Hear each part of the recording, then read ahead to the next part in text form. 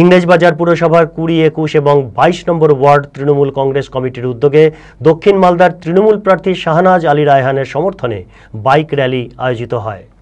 শনিবার রাতে মালদা শহরের রথবাড়ি, সর্বমঙ্গলাপল্লী, প্রান্তপল্লী, ভবানী মোড়, স্টেশন রোড সহ বিভিন্ন এলাকা ঘুরে প্রার্থীর সমর্থনে প্রচার করেন তৃণমূল নেতৃত্ব।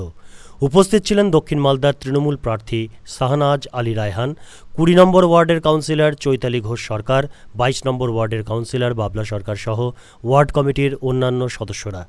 হুডখোলা গাড়িতে চেপে প্রচার করেন প্রার্থী। এর পাশাপাশি মোটর বাইকে চেপে মিছিলে অংশ নেন তৃণমূল কর্মী সমর্থকেরা।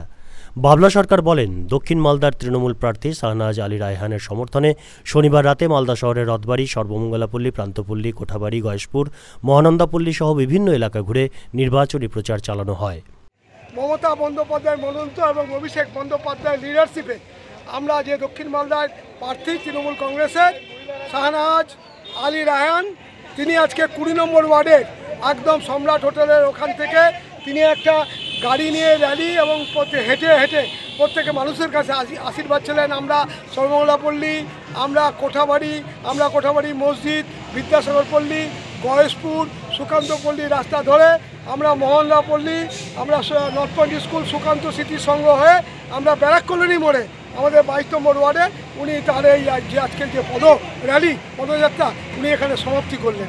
আগামী 29 তারিখে আমরা এখানে এই ওনার পক্ষে আমরা তৃণমূল কংগ্রেসের একটা সভা আমরা এলাকায় 22 নম্বরে করব। মালদা টুডে।